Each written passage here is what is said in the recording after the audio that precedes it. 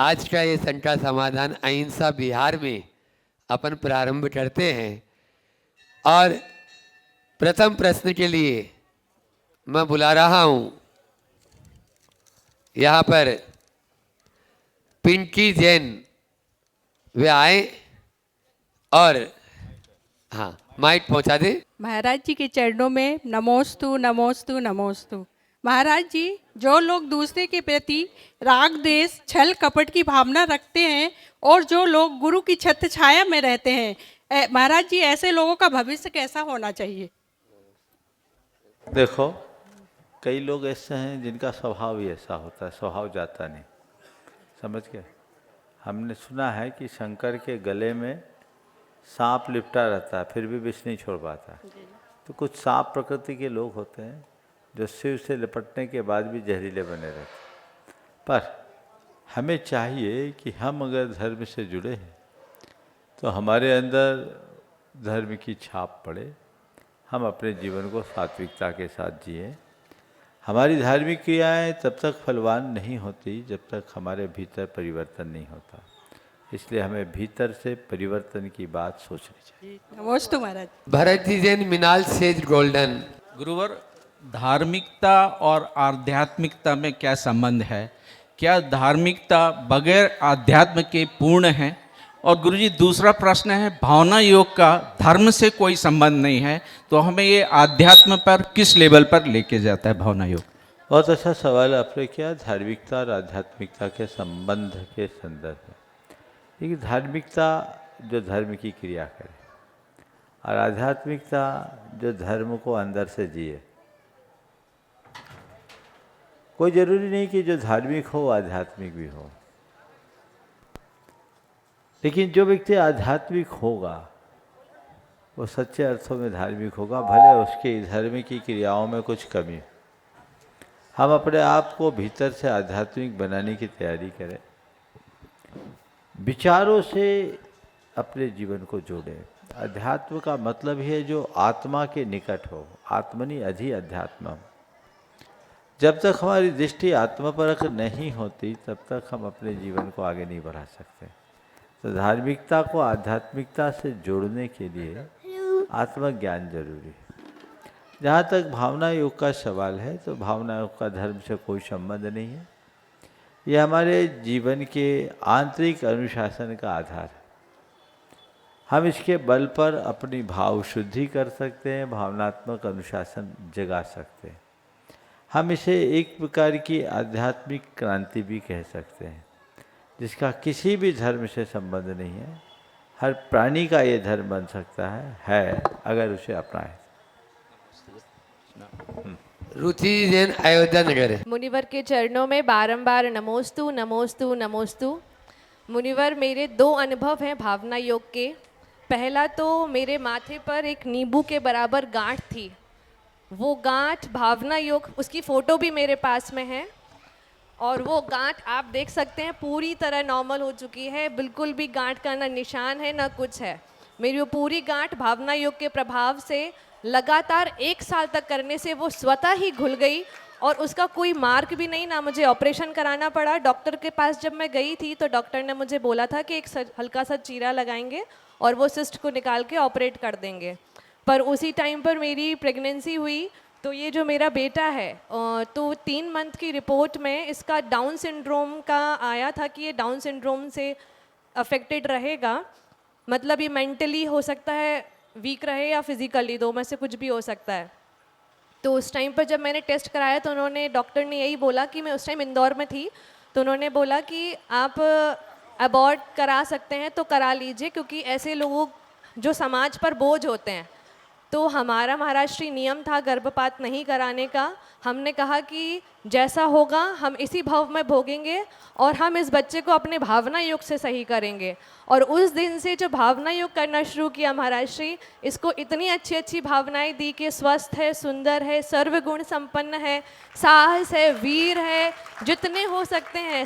आध्यात्मिक और शारीरिक मानसिक रूप से पूरी तरह इसका विकास हो रहा है। सब पूरा एक पूरा पेज बना के लिख लिया था।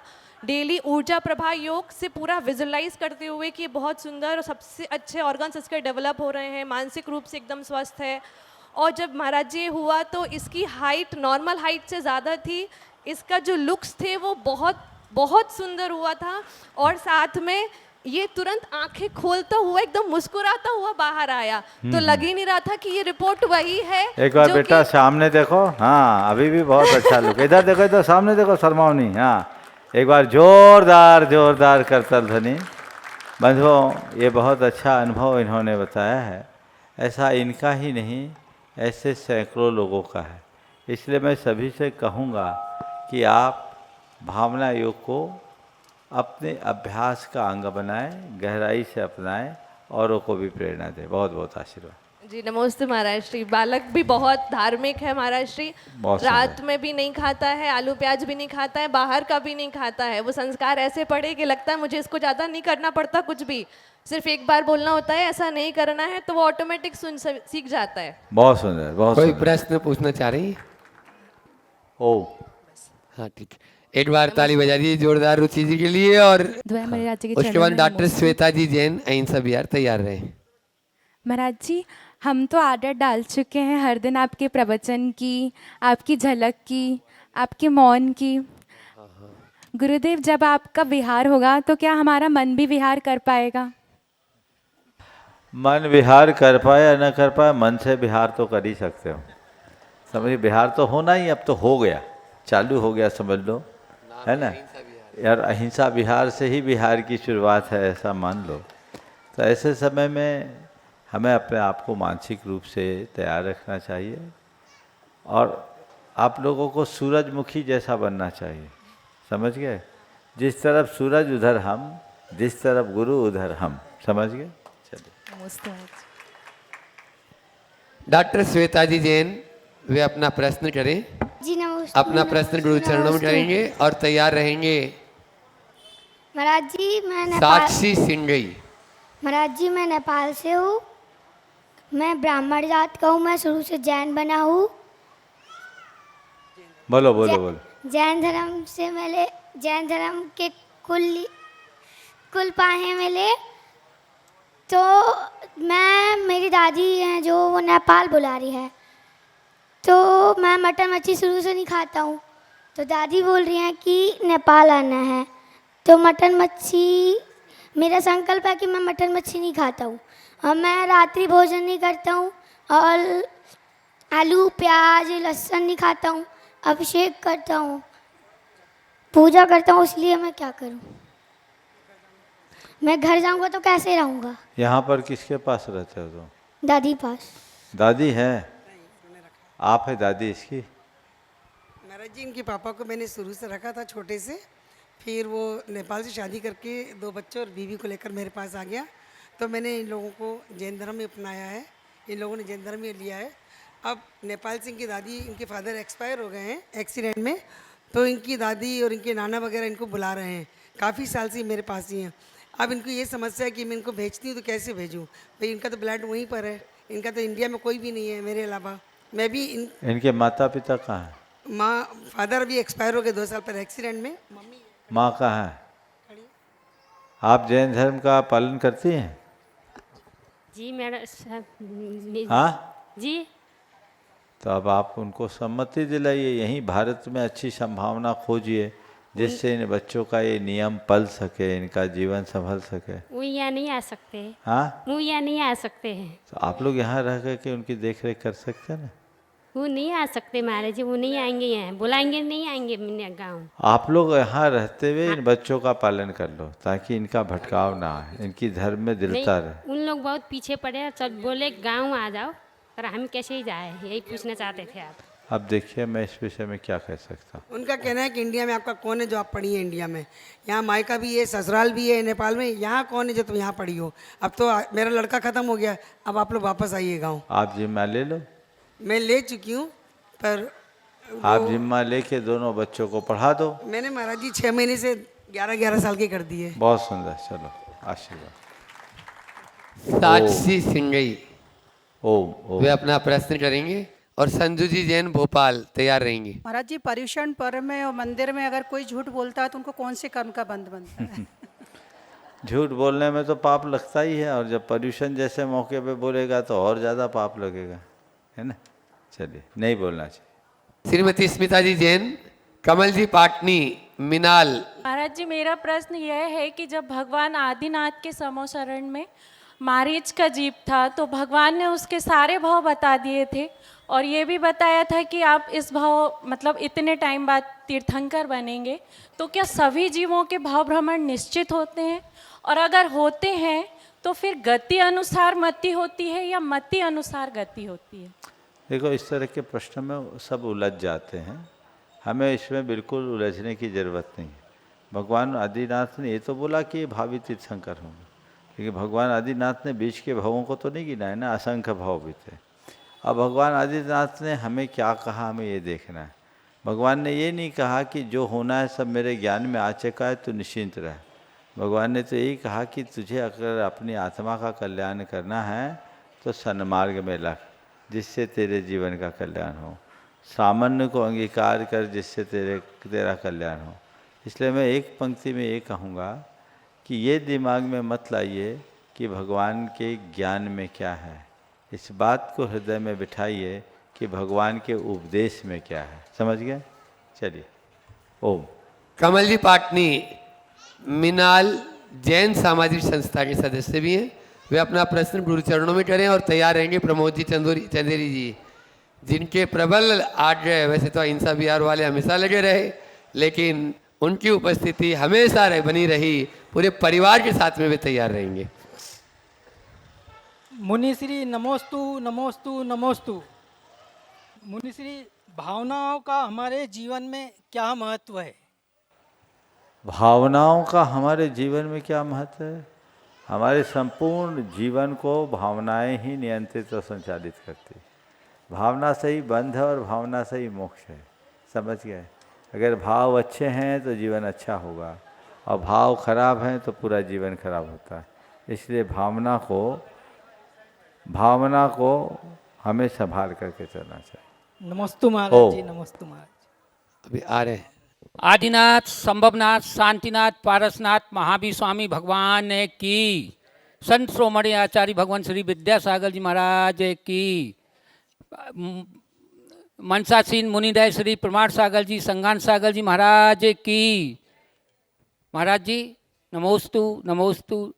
प्रश्न तो अब कुछ भी नहीं बचे महाराज जी, जो थोड़ी बहुत शंका थी वो खत्म हो गई, और आज आपने अहिंसा विहार के लिए जो प्रमाण पत्र दिया है उसके लिए पूरा अहिंसा विहार हमारी कमेटी सहित आपके चरणों में बार बार वंदन करती है, नमन करती है। महाराज जी, ऐसी अनुकंपा जो आपने अहिंसा विहार के लिए दी है, हम जिंदगी भर आपके ऋणी रहेंगे, और हम आपको वचन दे रहे, आप हमें भले छोड़ देना महाराज जी, लेकिन हम आपको कहीं नहीं छोड़ेंगे। नमोस्तु। ओम बोलो। शुभम, सवाल है? ओम। महाराज जी, एक छोटा सा प्रश्न। चूँकि आजकल मंदिरों का बहुत प्रभाव बढ़ता, मंदिर बढ़ते जा रहे हैं, संख्या बढ़ती जा रही है, संस्थाएं भी बहुत बढ़ती जा रही हैं। महाराज जी, मंदिर में जो धर्म जैन दर्शन गौण होता जा रहा है, धर्म प्रधान होता है, क्रियाओं पर महत्व ज़्यादा होता जा रहा है, भावनाओं पर महत्व कम होता जा रहा है, रूढ़िवादिता बढ़ती जा रही है, और अंदर का जो सार है, आत्मा का जो सार है, वो युवाओं में छूटता जा रहा है। तो महाराज जी, क्रियाओं से कैसे आत्मा अवलोकन कर सकें, ऐसा मार्ग हम सबको प्रशस्त करें। बहुत अच्छा सवाल किया है। हमें ऐसे मौके में सभी के अंदर एक आध्यात्मिक जागरूकता लाना चाहिए, लोगों को सत्संग और स्वाध्याय से जोड़ना चाहिए। आज अगर लोग धार्मिकता से जुड़ रहे हैं तो मैं इसे बहुत सकारात्मकता से देखता हूँ, लेकिन केवल धार्मिकता से जुड़ने में कोई हल नहीं। मज़ा तब है जब हम धार्मिक क्रियाओं के साथ साथ अपने जीवन को आध्यात्मिकता से जोड़ करके चलें, और तभी हमारे जीवन में अंदर से परिवर्तन भी आएगा, और तभी हम धर्म का वास्तविक लाभ भी उठा पाएंगे।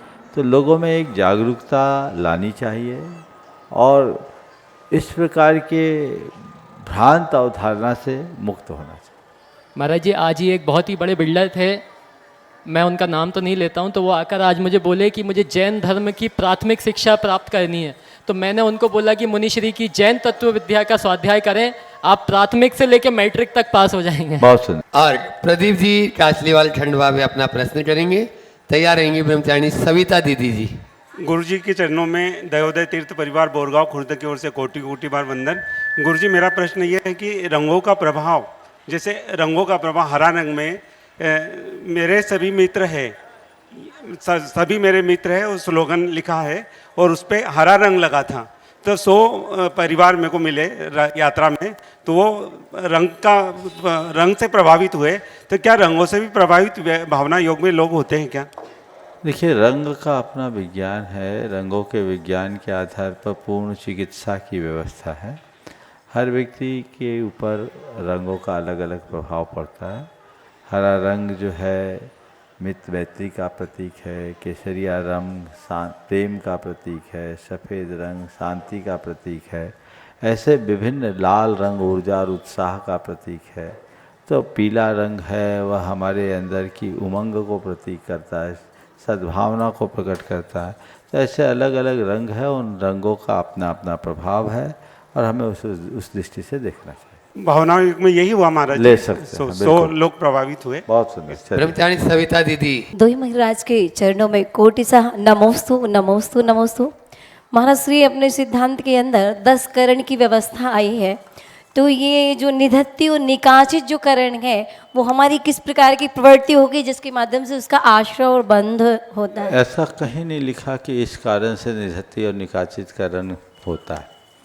8 कर्मों में निधत्ती निकाचितपना है, चाहे वो पुण्य रूप है या पाप रूप हो, और ये 9वें गुणस्थान में ही नष्ट होता है।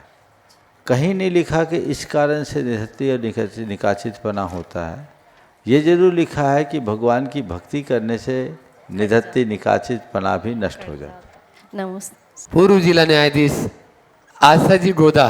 प्रातः स्मरणीय गुरुदेव एवं मंचासीन मुनि महाराज के चरणों में कोट सा नमोस्तु।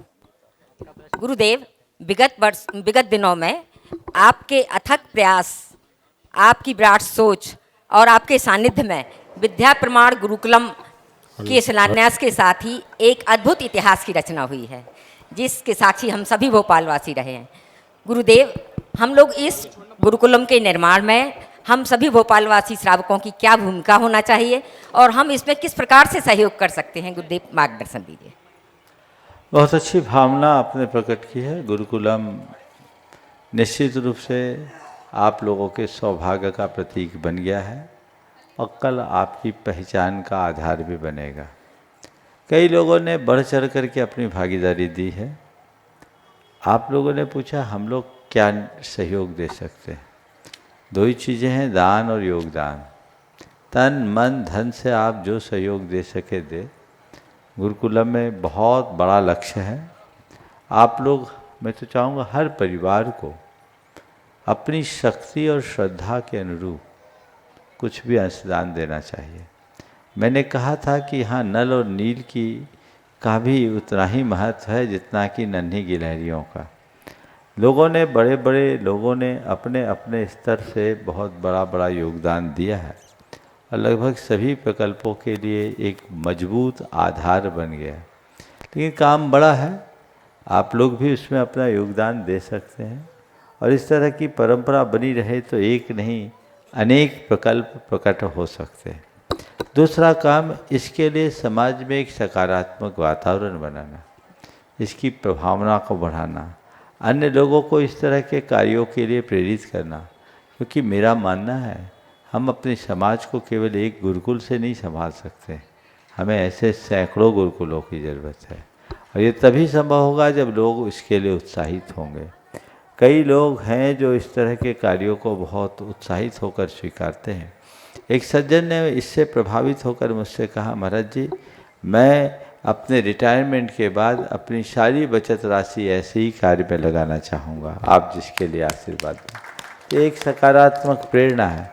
उन्होंने कहा, हमारे दोनों बच्चे बाहर हैं, मैं किसको दूंगा, बच्चे सब अपने पैरों में खड़े हैं। मैं आप लोगों से भी कहूँगा, अब एक समय था जब संतान को माँ बाप की संपत्ति की ज़रूरत होती थी। अब आपके पैसों की ज़रूरत आपके बच्चों को कतई नहीं है, सब पैरों पर खड़े हैं, वेल सेटल्ड है। बस आपका मोह और ममत्व है जिसके कारण आप उनकी चिंता करते हो, चौकीदार बन के रहते हैं। आप देखिए, उनकी अगर ज़रूरत है तो उनको दीजिए, बाकी अपने द्रव्य का सद्व्यय करके धर्म, संस्कृति और समाज के उत्थान के लिए कुछ योगदान दीजिए, जिससे भावी पीढ़ी का संरक्षण हो सके। जी नमस्ते। वंदना जी जैन भोपाल वे अपना प्रश्न गुरु चरणों में करें। हे गुरुवर, आपके हम लोगों के ऊपर बहुत बहुत उपकार है, कभी भूलेंगे नहीं। आपने फर्स्ट टाइम हमने भावनाएं का प्रशिक्षण जो दिया है उसकी चारों कंप्लीट बुक हो गई है और स्वाध्याय अच्छे से चल रहा है। और गुरुकुलम में बच्चों का जो सम्मान किया वो ऐतिहासिक दृश्य था। और श्रावक संस्कार शिविर था, उसमें भी लाभ मिला। सिद्ध चक्र विधान में भी हमें अच्छे से लाभ मिला और सबको भावना युक्त का मार्गदर्शन आपने बहुत अच्छे से किया। उसका आपके लिए बहुत बहुत आपके आभारी हो। मेरा प्रश्न ये है कि जो मंदिरों में मूर्ति दी जाती है तो विषम में दी जाए कि सम में दी जाए, ऐसा कुछ है कि? विधान यह है कि प्रतिमाएं विषम होनी चाहिए, सम नहीं। अच्छा, जो दान देते 2 बार दी तो 3 बार देना ही। ठीक। धन्यवाद महाराज। आनंदी जैन जी टीवी। नमोस्तु महाराज, नमोस्तु महाराज।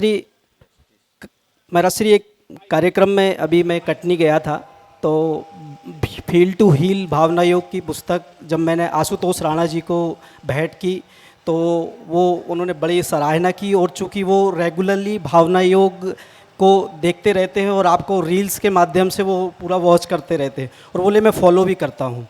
तो उनकी हार्दिक इच्छा है आपके चरणों में आने की। उन्होंने काफ़ी सराहना की और उस पुस्तक को बोले कि मैं पूरा पढ़ूंगा। मतलब सब्जेक्ट भी उनको बहुत अच्छा लगा, फील टू हील। तो पहले तो महाराज जी आपके चरणों में नमोस्तु निवेदित किया आशुतोष राणा जी ने भी। और महाराज जी मेरा प्रश्न ये है कि जीवन का अंतिम लक्ष्य क्या होना चाहिए? आशुतोष राणा कौन? वही जो फिल्म में एक्टर? हाँ, एक्टर भी है, साहित्यकार भी है महाराज जी आज के, और राम के ऊपर काफ़ी वो बहुत अच्छी भावना है उनकी। अगर उन्होंने ऐसा कहा है तो मेरा आशीर्वाद उन तक पहुँचाओ, और कोई संयोजना बने तो व्यवस्था बनाओ। बिल्कुल। आपने पूछा है जीवन का अंतिम लक्ष्य क्या होना चाहिए।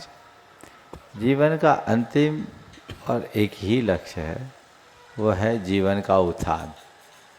हम मनुष्य जन्म पाए हैं तो अपने जीवन में कुछ करके जाए, जीवन को गढ़ के जाए, जीवन को अच्छा बना करके जाए, तभी हमारे नर जन्म की सार्थकता हो।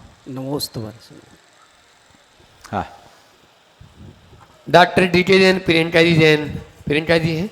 नहीं। अच्छा, आप करें, नमोस्तु प्रश्न करें। गुरुदेव। और उसके बाद में अमृता जी, नितिन जी जैन अवधपुरी तैयार रहेंगे। नमोस्तु गुरुदेव। मेरे और मेरे परिवार की ओर से आप सभी को आपका नमोत्रयवार नमोस्तु। मेरा प्रश्न ये है कि हम लोग जो चौका लगाते हैं उसमें आहार होना नहीं होना, ये कौन से कर्मों से निर्धारित होता है? हेलो। देखो बाबा, गुरुदेव ललितपुर में थे, 47 पिच्छियाँ थी और 300 चौके लगते थे, तो 253 तो खाली जाना है।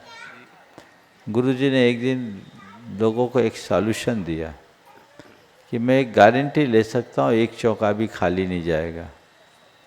सब बोले कैसे नहीं जाएगा?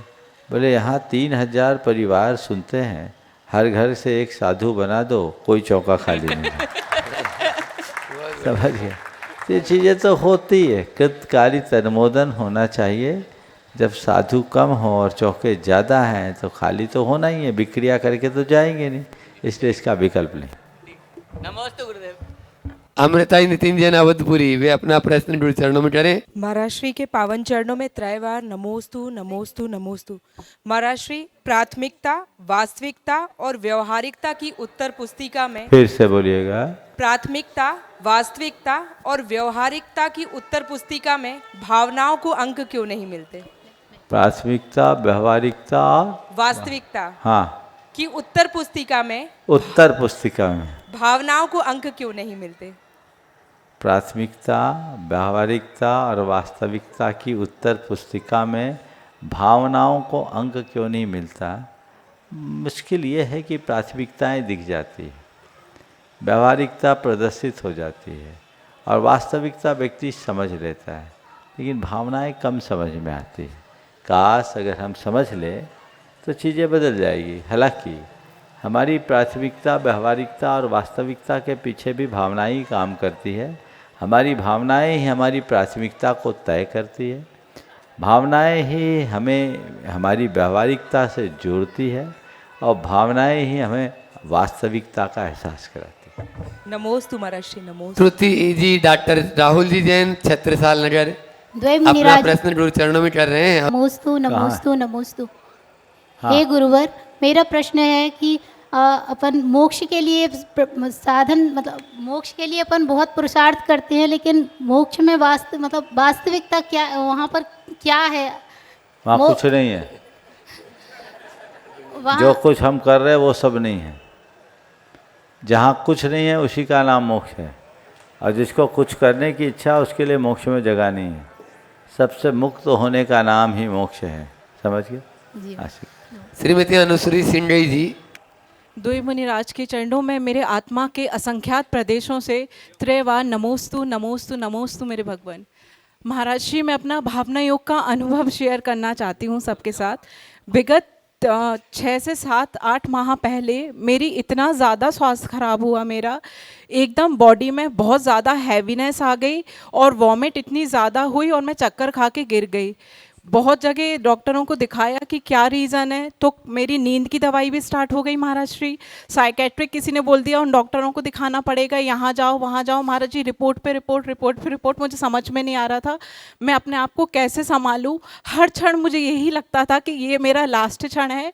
दिन में कम से कम 5-6 बार मैं मन में ये भाव लाती थी, ओम नमः सबको क्षमा सबसे क्षमा और चारों प्रकारों का आहारों का त्याग। महाराज जी, ऐसा स्टेज पे भी मेरा स्वास्थ्य पहुंच गया था। लेकिन महाराज जी, जो मैंने भावना योग करना चालू किया 25 मिनट वाला ऊर्जा प्रवाह के साथ, तो महाराज जी सर्वप्रथम तो मैं उसमें एक चीज़ बोलना चाहूँगी कि पूरी बॉडी को उसने डिटॉक्स किया महाराज जी। सर्वप्रथम सबसे पहली चीज़ तो उससे थोड़ी हीलिंग प्रोसेस और अच्छा मतलब मुझे फील होने लगा। मैं भावना योग नियमित करती हूँ महाराज जी। कोई भी अगर अपना अनुभव सुनाता है भावना योग का, तो मुझे लगता है कि मैं बीच में खड़े होकर बोलूँ कि नहीं नहीं और ज़्यादा बोलो आप। ये महाराज जी ने इतनी बड़ी देन दी है ना अपन को कि ये शब्दों में तो बयां महाराज जी हम लोग कर ही नहीं सकते।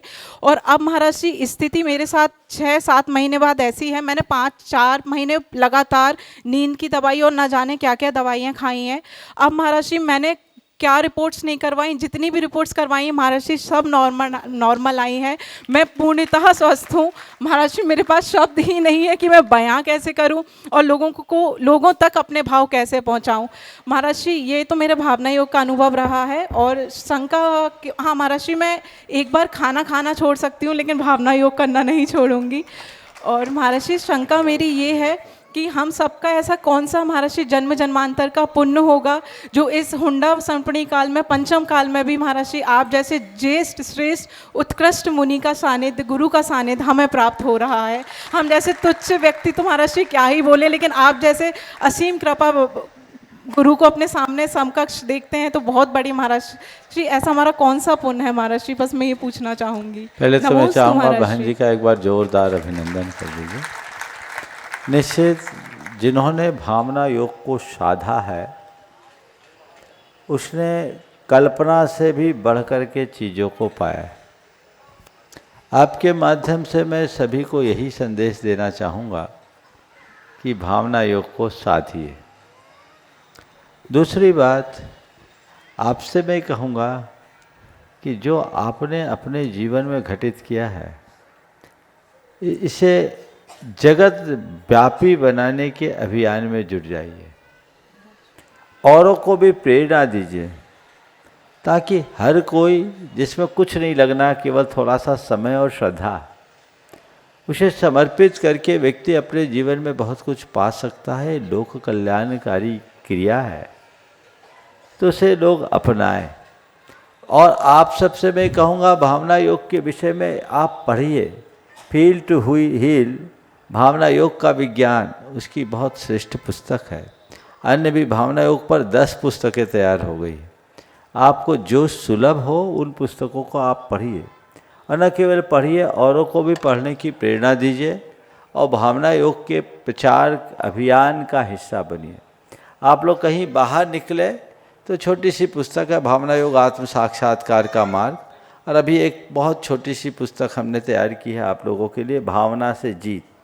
पतली सी पुस्तक है, अभी 1-2 दिन में उपलब्ध हो जाएगी।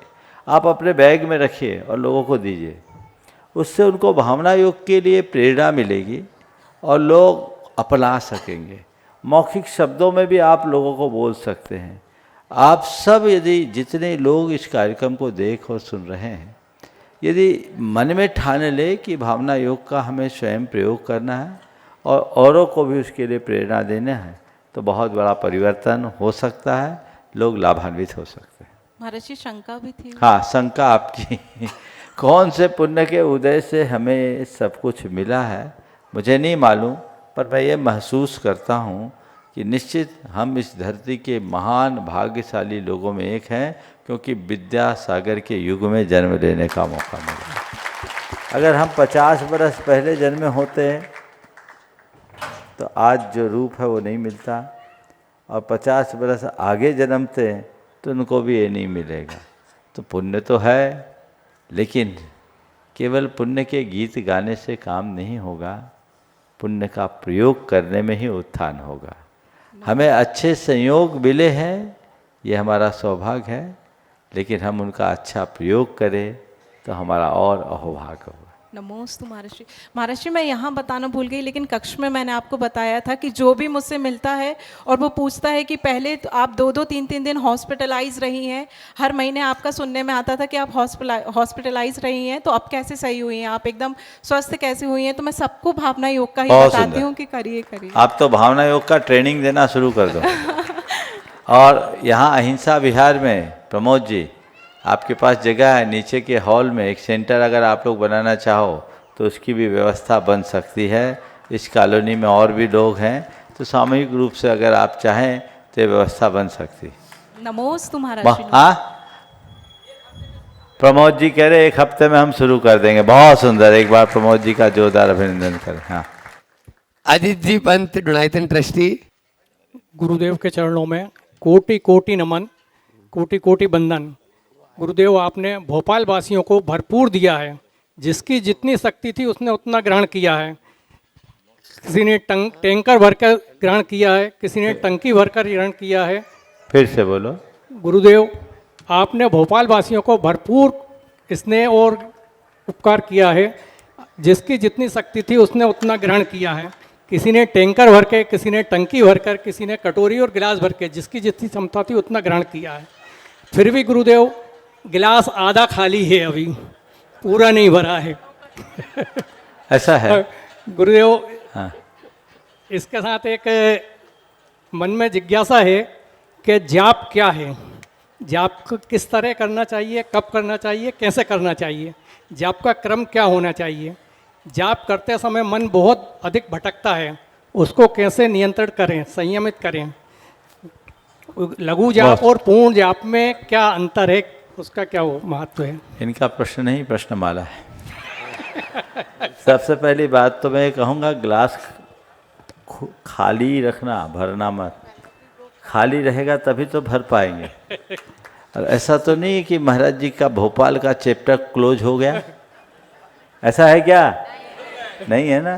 तो आप लोग तो अब तो भोपाल के लिए संभावनाएं और बढ़ गई है। गुरुकुलम तैयार कीजिए और फिर आइए कि महाराज जी देखिए क्या आपके द्वारा लगाई गई फसल कैसी लहलहा रही है। हम उस फसल को लहलहाती देखना चाहेंगे। भावना भाई है, बाकी चीज़ें तो मैं समझ रहा हूँ, जो आप लोगों की शिकायत है वो बनी रहेगी और थोड़े दिन बनी रहे, कोई चिंता करने की ज़रूरत नहीं, आगे पीछे पूर्ति होगी।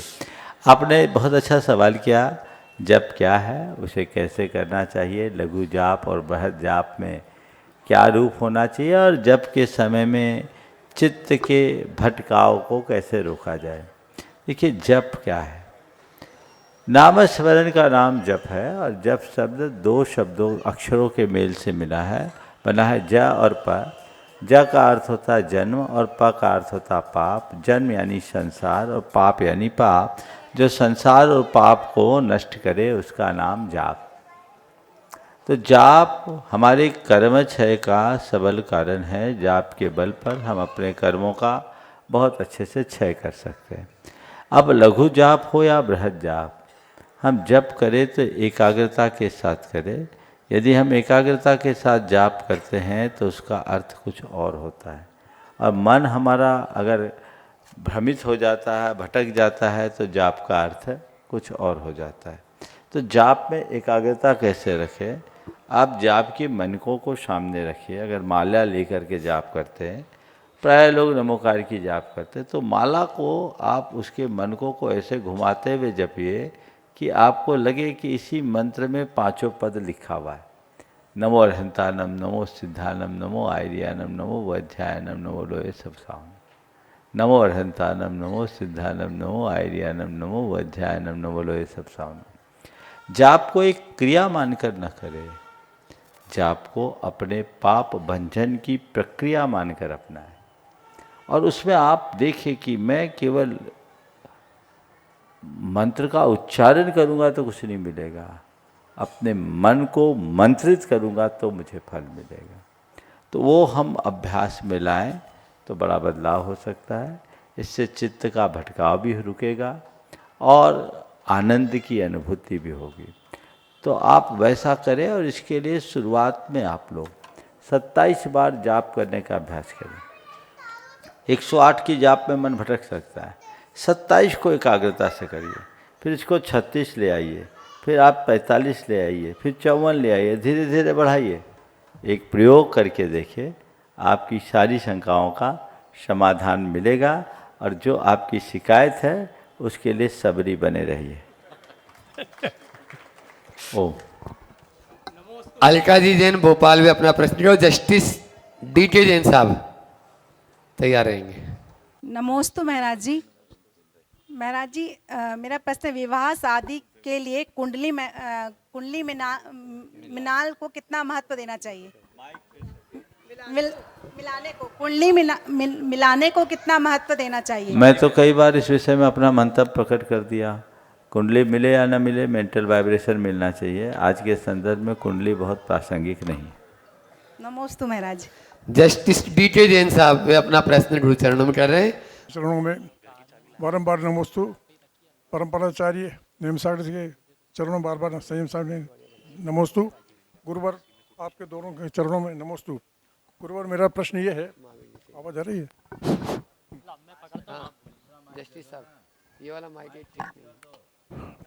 हाँ, मेरा प्रश्न ये है, जब तक थी जवानी सीना ठोक के चले, जब आया बुढ़ापा सारे छोड़ के चले। गुरुदेव इसके क्या अर्थ हैं और हमें क्या मार्गदर्शन दें? जब तक थी जवानी सीना ठोक के चले, जब आया बुढ़ापा सब छोड़ के चले। ये जीवन का सच है। अब मैं समझता हूँ इस सच्चाई को लोग समझ ले तो फिर कुछ कहने की ज़रूरत नहीं है, है ना। आती दौलत छाती पर लात दे, जाती पीठ पे। गुरुदेव का एक हाइकू है। तो ये चीज़ें हैं, इसलिए बुढ़ापे को पके पत्ते की तरह देखना चाहिए कि पत्ता पकता है तो टपकता ही है, इसलिए पका पान कब टपक जाए भरोसा नहीं है, समय रहते हम संभल जाए। नमोस्तु गुरुदेव। और हमारा निवेदन है अयोध्या नगर समाज का कि आप क्या यहाँ से जब बिहार हो तो अयोध्या नगर मंदिर में चरण देखते हैं। हाँ। नमस्ते। और जो आज गुरुकुल प्रेमी के रूप में गुरुकुल से जुड़े हैं, श्रीमती मानिक सुमित अलका जी सेठी अलकापुरी भोपाल, एक बार जोरदार तालियों से उनका स्वागत कर दें पूरे परिवार का। मैं चाहूँगा महावीर जी सिंगई, हाँ वहीं पे स्वागत उनका करा दें, और यदि उनका कोई प्रश्न करिए आ जाए, आप लोग एक बार ताली बजाते हैं उनका स्वागत कर दें। और अगला प्रश्न कर रहे हैं संदीप ऋतु जी पोद्दार अपनी सुपुत्रियों के साथ में, और तैयार रहेंगे नरेंद्र जी पिंडरई। मेरे इष्ट आराध्य गुरुदेव के चरणों में बारंबार नमोस्तु नमोस्तु नमोस्तु गुरुदेव। हे गुरुदेव, जिस दिन से सुना था कि आपके कदम भोपाल की तरफ बढ़ रहे हैं, उस दिन से मेरे मन में एक ही भावना थी, पता नहीं मैं छोटी सी चीटी मेरे घर आपके चरण कैसे पड़ेंगे। आज मेरा बहुत बड़ा पुण्य का उदय, आप दोनों गुरुराजों के चरण मेरे घर में पड़े। ये ऐसा कौन सा पुण्य का उदय आया? बस अब मैं देखो कौन से पुण्य का उदय है, इसका प्रयोग करके अपने आप को धन्य करो। बहुत बहुत आशीर्वाद। चलिए नरेंद्र जी पिंडरई को बारंबार नमोस्तु। आज मेरी बेटी सियाटल से और अपने बच्चे को आपसे संस्कारित करवाने के लिए 4 माह के बच्चे को लेकर आई है। उसको बहुत कम टाइम था और परसों वो सियाटल चली जाएगी। महाराज जी, मेरा एक भाव है गुणायतन को लेकर और गुणायतन परिवार को लेकर। आपने जो गुणायतन का निर्माण किया है और गुणायतन परिवार ने जो 57 पीछी को शिखर जी में संभाला है और अभी 50 पीछी वहां जा रही है।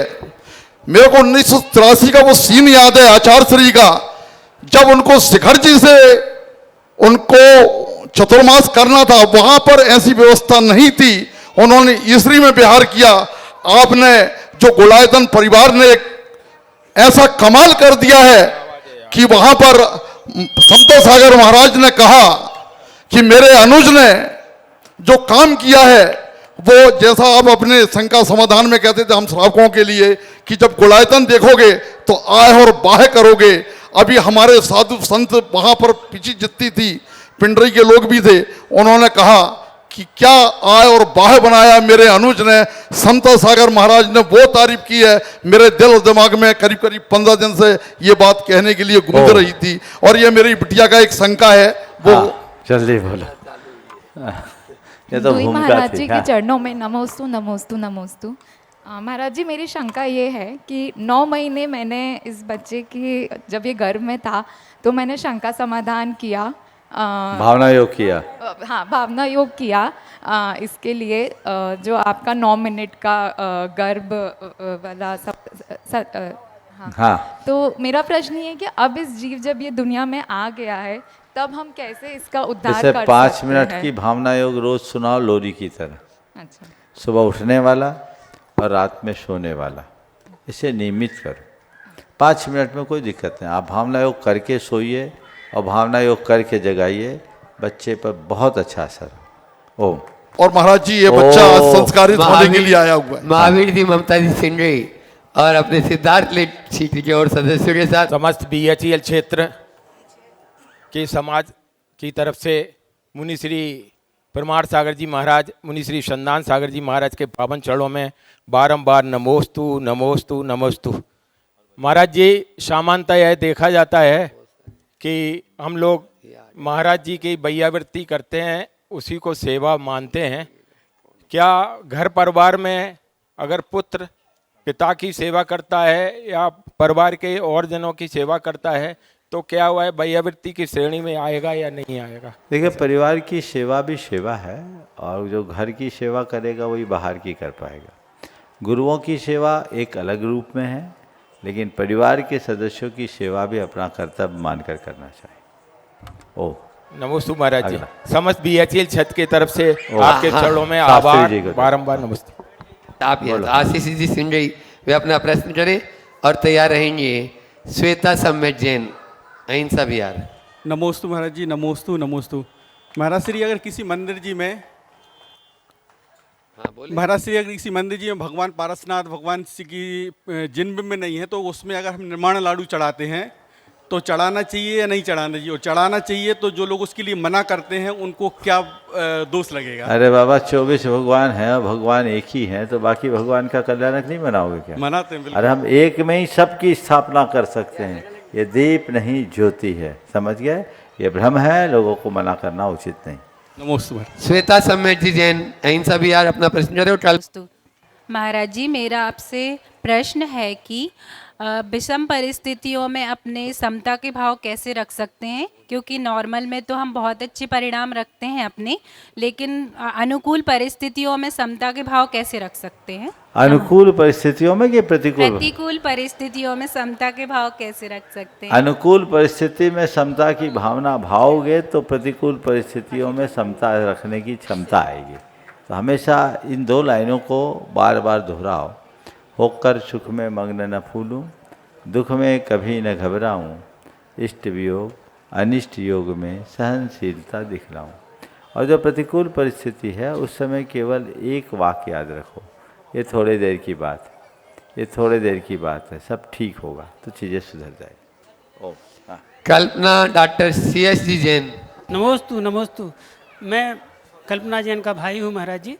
पिछले कुछ दिनों से उसका स्वास्थ्य ठीक नहीं है, US में रह रही है। आपका आशीर्वाद वहाँ उनको दिया था और जिस दिन से उसकी तबीयत खराब हुई वह भावना योग कर रही है। अभी परसों पुनः उसकी तबीयत खराब हुई, हमने बात की तो भावना योग का ही शायद प्रभाव था कि उसने जवाब दिया कि मैं अभी नहीं जा रही हूँ, मैं दोनों टाइम भावना योग करती हूँ। महाराज जी से आशीर्वाद। बहुत बहुत आशीर्वाद। चलिए अगला। डॉक्टर श्वेता जी जैन, अपना प्रश्न गुरु चरणों में करें। के चरणों में बारंबार नमोस्तु नमोस्तु नमोस्तु। महाराज श्री, मेरा प्रश्न ये है कि हम दान में जब जमीन देते हैं, वेदी स्थापना करते हैं या मूर्ति विराजमान करते हैं, तो किस में मतलब कौन सा बेस्ट रहता है? जमीन, वेदी या मूर्ति, ये सब नित्य पूजा के अंग हैं। अगर दान में आप जमीन दे रहे हैं, भूमि भवन आदि दे रहे हैं और भगवान के रख रखाव, मंदिर के रख रखाव, पूजा पाठ की व्यवस्था के लिए कर रहे, तो वो भी भगवान विराजमान के समान है, उसे नित्य पूजा के अंतर्गत कहा गया, उसे वैसा देखना है। ओम। अल्पना राजीव जी जैन, अपना प्रश्न करें। महाराज जी, मेरे को ये पूछना था कि अपन मन की बात पूरी मतलब दूसरे को बता देते हैं, वो पूछते हैं तो पूरा मन का पूरा बता देते हैं, जिससे अपने को भी कभी कभी नुकसान हो जाता है। तो काय को बताती है, ज़्यादा बताने नहीं चाहिए। चलिए, मतलब सच बोलते हैं। ओ चलिए अगला नाम। तो महाराज श्री बजाज परिवार चंदेरी, गुना, इंदौर और मेरे बहन बहनों की तरफ से 3 बार नमोस्तु मुनिद्वय के चरणों में। मेरा प्रश्न यह है कि हम रोज़ प्रतिदिन शांति धारा तो करते हैं, लेकिन शांति धारा में आए हुए शब्दों का अर्थ हमको मालूम ही नहीं होता है और हम उसका अर्थ का अनर्थ लगाते रहते हैं। बार बार अति कामम रति कामम छिन्न छिन्न बिंद बिंद आता है, तो उस छिन्न छिन्न बिंद बिंद का क्या अर्थ है यह जानना चाहते हैं। और साथ ही में एक प्रश्न और है मेरा महाराज श्री, कि जो शांति धारा में केवल मंत्रम शब्द किसी पुस्तकों में लिखा है और किसी में पर मंत्रम शब्द लिखा है, तो कृपया पर मंत्र है वहाँ, मंत्र नहीं, दूसरों के मंत्रों को छेद दो भेद दो। मैं आपसे कहूँगा झमेला में मत पड़ो, अर्थ में मत उलझो, एक ही भावना भाव की सबकी शांति हो। नमस्ते। प्राची जैन, बादल जैन, अहिंसा बिहार, वे अपना प्रश्न करें। हे गुरुवर, समाज की एक बहुत बड़ी विडंबना है कि जिनके घर में लड़कियां हैं और रिश्ते आते हैं तो लोग ये कहते हैं कि आपके पास तो सिर्फ लड़कियां हैं, आपकी सेवा कौन करेगा हमारे बाद। तो जब एक लड़की बहू बनकर जाती है और अपने ससुराल वालों की सेवा करती है तो वो सही है, लेकिन एक बेटा दामाद बनकर अपने मतलब लड़की के माँ बाप की सेवा क्यों नहीं कर सकता? अब तो मुझे लगता है ऐसी समस्या ही नहीं बची न, लड़कियों को लड़के मिल रहे हैं, लड़कों को लड़कियां मिल रही है, फिर भी सब खड़े। ये बड़ी विचित्र स्थितियां हैं, ये सब कहने की बातें हैं, इनको देख करके आगे बढ़ना चाहिए, बढ़ाना चाहिए। एक बार इनका सत्कार कर दें।